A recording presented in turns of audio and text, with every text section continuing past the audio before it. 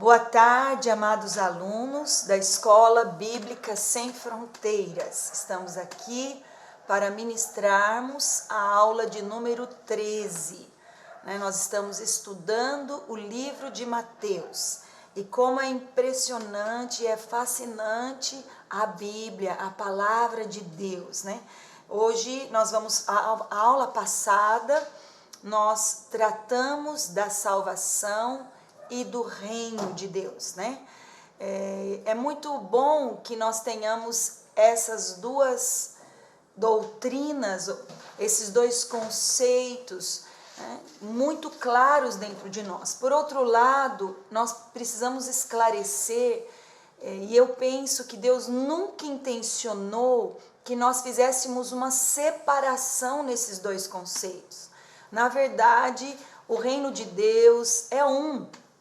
Na verdade, Deus intencionou a nossa salvação e intencionou também que nós estivéssemos com Ele no reino, Somente nós fazemos essa distinção para nós compreendermos por que alguns textos trazem o termo recompensa, por que alguns textos falam das obras da fé e de seu galardão, e outros textos falam que somos salvos pela graça e que não devemos ter mérito nenhum em nada.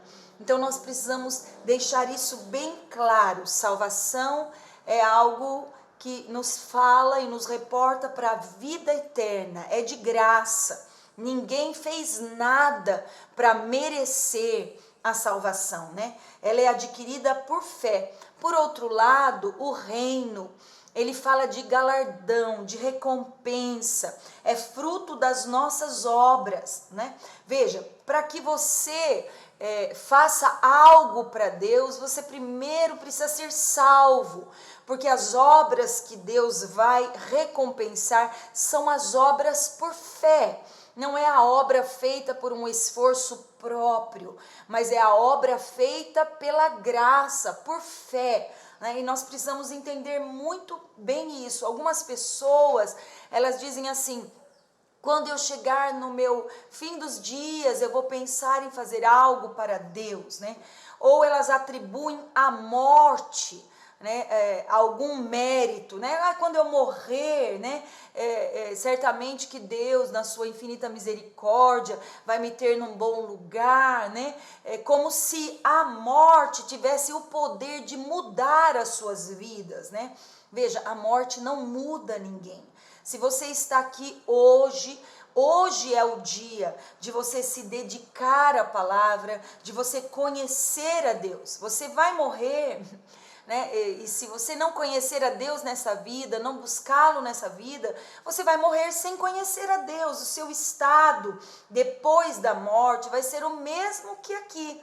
Claro, é o mesmo no sentido do conhecimento, do quanto você cresceu em Deus. Então veja, ouça, a morte não vai mudar o seu temperamento, a morte não vai mudar o seu comportamento. Você vai ser essa pessoa que você é aqui, Então, hoje é o dia de você cooperar com Deus para ser participante do reino naquele dia, Então, por que algumas pessoas falam assim: pastora, há uma diferença entre reino de Deus e reino dos céus na Bíblia, Porque há essa distinção. Algumas vezes você vai ver, nos evangelhos a palavra reino de Deus, e outras vezes você vai ver a palavra reino dos céus, Então Lucas, o evangelho de Lucas e João vai falar muito a respeito do reino de Deus, E Mateus, ele fala mais sobre o reino dos céus. Por quê? Porque o reino de Deus é o reino soberano em todas as épocas, É o governo do Senhor em toda a eternidade, na eternidade passada, na eternidade futura, Nós sabemos que tudo está no controle de Deus, nada acontece fora da vontade de Deus. Já o reino dos céus chegou quando o Espírito Santo veio. A partir do Pentecostes, o reino dos céus começou. Ele aborda, ele abrange, a igreja que nasceu no tempo do Pentecostes, e o milênio. o reino, quando Jesus vai reinar literalmente sobre a terra. Então, a igreja e o reino dos céus, ou melhor, a igreja já é o reino dos céus. Então, vamos definir isso. O reino de Deus é como se fosse, um exemplo bem claro para você. O reino de Deus é como se fosse o Brasil. Toda a sua extensão é o reino de Deus. Todos os seus estados, os seus municípios. Já o reino dos céus seria como que o estado de São Paulo, né? Aquele que governa economicamente o Brasil. Então, o reino dos céus fala do estado de São Paulo. O reino dos céus está dentro do reino de Deus, né? Isso é para nós compreendermos. Por isso, em alguns lugares da Bíblia, você vai ver os evangelhos, né, falando sobre o reino dos céus como o reino de Deus, né? Assim como às vezes nós chamamos São Paulo de Brasil, né? Porque quem está em São Paulo está no Brasil. Então vamos hoje falar sobre sobre o capítulo de Mateus 13, que fala do reino dos céus, fala da sua aparência, fala da sua realidade e fala da sua manifestação. Então veja, quando nós falamos de aparência, nós não estamos falando da total realidade, mas nós estamos falando como. Assim será como. Então você vai perceber que ao longo dos tempos o cristianismo é o reino dos céus na aparência. Tudo aquilo que está relacionado com Cristo. Mas há muitas coisas que parecem, mas não são. Então veja, nem tudo que parece é. Então o cristianismo pode ser abrangente, muitas pessoas dizem que acreditam em Cristo, nosso país é um país que se diz cristão, mas você vê muito comportamento, você vê muita coisa dentro desse cristianismo que não é, tem a aparência, mas não tem a realidade. A realidade é o novo nascimento, é o enchimento com o Espírito Santo, é o que está escrito no livro de Mateus, nos capítulos 5, 6 e 7, que fala da prática, das verdades, da constituição do reino de Deus. E por fim, nós vamos falar da manifestação, que diz, Jesus mesmo quando esteve aqui, ele disse, o reino de Deus está dentro de vocês, ou seja, ele manifesta dentro de vocês, né? Hoje o reino de Deus manifesta dentro de nós, o Espírito Santo habita em nós, né? Mas ele também fala da manifestação literal, que será quando Jesus Cristo colocar o pé no Monte das Oliveiras e iniciar o seu reino literal aqui na terra. Então veja, Jesus vai descer visivelmente, vai pisar os seus pés no Monte das Oliveiras e reinará 1000 anos. Nós chamamos do reino milenar. Então a manifestação do reino do céu se dá, né, do reino de Deus se dá de duas maneiras. Dentro de você hoje, na pessoa do Espírito Santo, manifestando milagres, manifestando o Senhor Jesus, e também se dará literalmente quando ele colocar os seus pés aqui na terra e iniciar o seu governo, o seu reinado de 1000 anos, né? O povo de Deus, os judeus serão sacerdotes naqueles dias e nós da igreja vamos cooperar com Cristo, porque respondemos a Deus, fomos fiéis, né? Nós vamos reinar com ele. Então veja, nós precisamos entender isso, muitos são salvos, mas nem todos vão reinar com Cristo. Isso é uma questão de recompensa. Eu entendo que Deus gostaria que todos nós participássemos do reino com Ele, que governássemos com Ele, né? Mas seria injusto da parte de Deus que Paulo, por exemplo, o apóstolo Paulo, que serviu a Deus, lutou com as feras, passou por tantos perigos, naufrágios, apedrejamento, prisões, e de repente ele estará reinando com Cristo, com aquele irmãozinho carnal, inconstante, sem compromisso, que não tem o menor apreço pela igreja, né? E no dia que vai reinar, está lá Paulo e essas pessoas, ou esse irmãozinho que não fez nada, não se sacrificou por nada, né? Seria injusto da parte de Deus que isso acontecesse. Então veja, ele estará salvo, ele estará no paraíso, eternamente com Cristo, mas o reino, né, serão para aqueles que são fiéis, né? Veja, hoje então, nesse tempo que vivemos, enquanto gravamos isso, estamos passando por um tempo de pandemia, de isolamento. Não é o melhor tempo. Eu penso que esse é o tempo da graça de Deus, do estalar de dedos de Deus, de Ele dizer, olha, prestem atenção, as coisas estão acontecendo, o tempo está se aproximando, ainda dá tempo de você se comprometer, você que me ouve, né? De você deixar um pouco dos seus prazeres de lado, deixar um pouco das coisas deste mundo, né? E deixar que essas coisas impeçam de você de escolher a Deus, se levantar. Então você que aceitou a Cristo, você que ouve essa escola talvez a primeira vez, você que talvez não tenha ouvido as demais aulas, elas estão gravadas, você pode pegar a sua Bíblia, o seu caderno, né, e fazer as suas anotações. É preciso que você se comprometa. Nós já voltamos aos nossos cultos presenciais, ainda não estamos com a capacidade total da igreja, né? Então você pode estar na igreja, nossos cultos acontecem às quartas e domingo, você pode estar numa célula, né? Há muitas células sendo realizadas presencialmente ou online, você pode se comprometer. Nós precisamos da ajuda dos irmãos, nós não conseguimos crescer sozinhos, né? Então você precisa, você é salvo, porque a salvação não depende disso. Por outro lado, Deus quer que você se sente no trono e reine com Cristo naqueles dias, né? Então, as trocas que fazemos de estar buscando a Deus para fazer outras coisas mostram o nosso nível de comprometimento com Deus, né? Imagine o testemunho desses cristãos aos anjos de Deus ao perguntarem de sua vida maravilhosa na terra. Imagine se um anjo chegar para você lá no céu e perguntar, e como foi a sua vida, né, esse privilégio de se sacrificar pelo Senhor que morreu por você. E aí você vai dizer assim, será que você dirá naquele dia, né?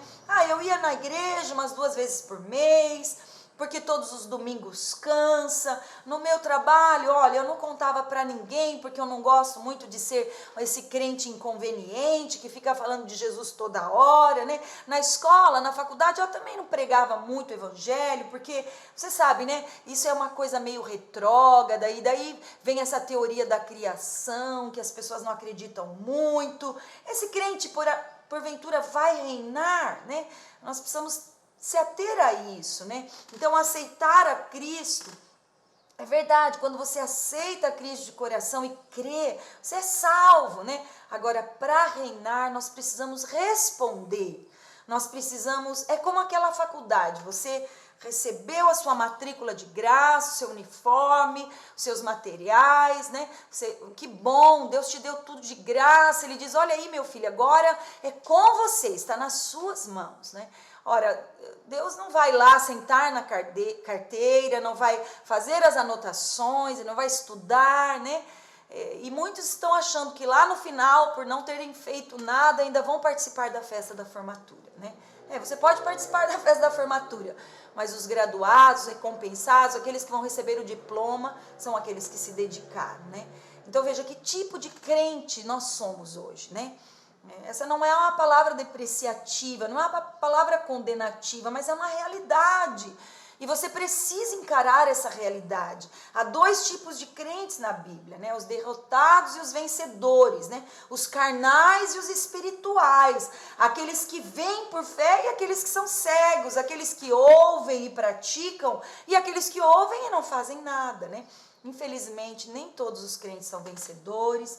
Poucos têm compromisso com o Senhor, poucos estão dispostos a morrer para o Senhor, poucos estão dispostos de arriscar a sua vida pelo Senhor, poucos se colocam no altar do Senhor sem reservas e sem restrições. E hoje é o tempo Ô meu amado, se você me ouve, hoje é o tempo, aproveite agora. É o tempo de você se levantar, de você mudar a sua agenda, de você mudar a sua rotina, mudar os seus pensamentos. Metanoia é o processo de mudar esses pensamentos, de começar a buscar a pensar como Deus pensa. Né? Outra diferença entre a vida eterna e o reino, né, é que a vida eterna é igual para todo mundo, né? Ela não tem uma duração, ela é eterna, né? Agora, o reino de Deus, ele durará 1000 anos, né? O reino milenar, né? Reinaremos com o Senhor 1000 anos. Sim, o reino de Deus envolve salvação e reino, lembra? Ele abrange tudo, né? Mas o reino dos céus está falando do tempo da igreja que nasceu no Pentecostes e do final, né, desse reino dos 1000 anos. Em 1 Coríntios 15, 24, 1 Coríntios 15, 24, nos diz: então virá o fim, quando ele entregar o reino a Deus, o Pai, depois de ter destruído todo domínio, autoridade e poder. Então o reino e a vida eterna não são adquiridos da mesma maneira, né? Por isso que tem essa distinção, né? Não são adquiridos. Olha lá o que diz Mateus 20, do verso 20 ao 23. O livro de Mateus 20, do verso 20 ao 23. O que diz lá? Mateus 20, de 20 a 23. Vamos ver lá. Então, aproximou-se de Jesus a mãe dos filhos de Zebedeu com seus filhos e, prostrando-se, fez-lhe um pedido. O que você quer? Perguntou Jesus. Ela respondeu: declara que no teu reino estes meus 2 filhos se assentarão, um à tua direita e o outro à tua esquerda. Disse-lhe Jesus: vocês não sabem o que estão pedindo. Podem vocês beber o cálice que eu vou beber? Podemos, responderam eles. Jesus lhes disse: certamente vocês beberão do meu cálice, mas o assentar-se à minha direita ou à minha esquerda não cabe a mim conceder. Esses lugares pertencem àqueles para quem foram preparados por meu Pai. Ora, entrar no céu é uma coisa. Agora, o sentar-se à esquerda e à direita de Jesus, quem escolhe é Deus. É fruto das obras, é recompensa, é reino. Aquela mãe foi fazer o pedido a Jesus, foi interceder pelos seus filhos, pedindo que os seus filhos estivessem em locais, em posições de destaque no reino.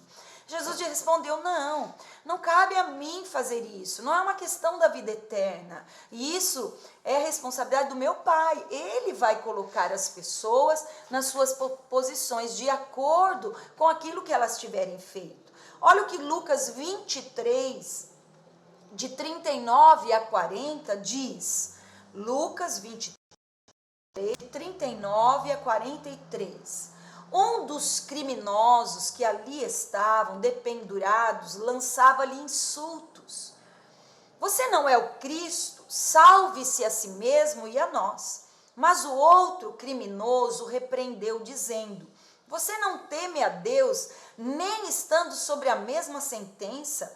Nós estamos sendo punidos com justiça, porque estamos recebendo o que os nossos atos merecem. Mas este homem não cometeu nenhum mal. Então ele disse: Jesus, lembra-te de mim quando entrares no teu reino. Jesus lhe respondeu: eu lhe garanto, hoje você estará comigo no paraíso. Então veja, Jesus ouviu a oração do outro ladrão, mas respondeu com salvação. Ele não respondeu com o reino. Então veja, vamos entender, quando ele dizia: hoje mesmo estarás comigo no paraíso, ele estava dizendo: porque você creu, porque você confessou, hoje mesmo a salvação é dada, o paraíso é dado a você, mas eu não posso lhe dar o reino, né? Em outras palavras, era isso que Jesus estava dizendo: eu posso te dar a salvação, mas o reino não dá mais tempo, não há obras. Esse ladrão que morreu ao lado de Jesus, ele teve alguns minutos, né, de vida cristã, alguns momentos apenas, né? Ele não fez nada para Deus, portanto, ele não tem como ganhar uma recompensa. Olha o que diz o livro de Mateus 5, versículo 25. Mateus 5, versículo 25. Entre em acordo depressa com seu adversário que pretende levá-lo ao tribunal, à justiça. Faça isso enquanto ainda estiver com ele a caminho, enquanto você estiver vivo, né? Pois, caso contrário, ele poderá entregá-lo ao juiz e o juiz ao guarda, e você poderá ser jogado na prisão. Deus está falando, né? Faça, não leve nada, né, além dessa vida com as pessoas que você tem aqui nessa terra. Faça logo seu acordo, libere logo perdão, né? Resolva logo essa contenda. Não permita que isso prossiga mais tempo, né? Faça enquanto estiver a caminho, enquanto vocês estiverem vivos. Isso significa que nós não podemos ter pendências. Toda pendência vai ser cobrada. Olha o que diz o livro de 2 Coríntios, no capítulo 5, versículo 10. 2 Coríntios 5, 10 diz: pois todos nós devemos comparecer perante o tribunal de Cristo, para que cada um receba de acordo com as obras praticadas por meio do corpo, quer sejam boas, quer sejam más. Isso precisa ficar claro na nossa vida, né? Que vão existir, existem dois julgamentos, né? O primeiro julgamento para nós, o julgamento do trono de Cristo, que será antes do milênio, assim que Jesus colocar o pé no Monte das Oliveiras. Em seguida isso será o julgamento para crentes. Veja, se não é um julgamento para condenação, você não vai ser mais condenado, mas será um julgamento para recompensa, para alegria, né? Um julgamento como se fosse uma formatura. Não vai ser para perdição, para inferno, para morte, para repreensão, para vergonha, para exposição. Não, vai ser para recompensa. É como uma festa de formatura. Todos os crentes estarão lá, alegres, porque são salvos, mas ali Jesus naquele dia estará recompensando. Servo bom e fiel, você foi fiel no pouco, eu vou te colocar no muito. Por isso que a Bíblia, o livro de Mateus fala sobre isso, né?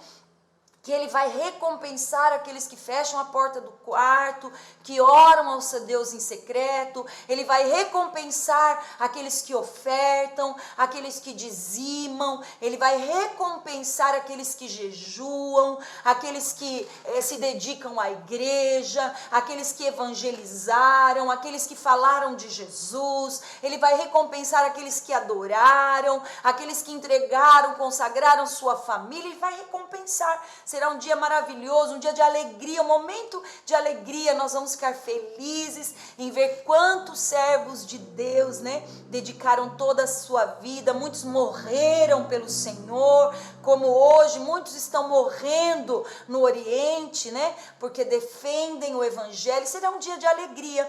Então, você precisa mudar essa maneira de ver o julgamento. O julgamento dos crentes não será para condenação. Ó, que alegria saber que todos esses momentos que nós temos tido, estudando a Bíblia, ministrando, né? Você que falou de maneira tão simples, né? Para pessoas simples, para pessoas importantes, você que se dedicou ao Senhor, será recompensado. Esse é o julgamento do trono de Cristo. E o segundo julgamento será o julgamento do grande trono branco, que é no final do milênio, daqueles que morreram sem Cristo, né? Esse julgamento já é um julgamento para condenação, né? Que é para o inferno, daqueles que morreram sem Cristo, que rejeitaram a Cristo, né?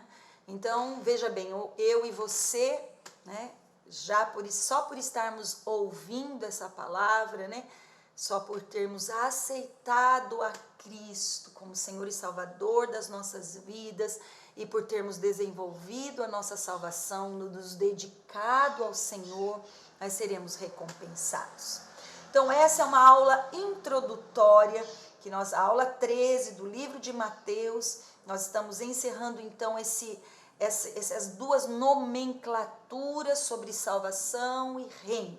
Por isso nós precisamos usar com cuidado alguns versículos do livro de Mateus, né, para não confundirmos as pessoas, para não ensinarmos que a salvação depende de uma atitude, né? Não, a salvação não depende de atitude nenhuma, depende absolutamente de fé, né? Fé, eu creio, confesso e sou salvo.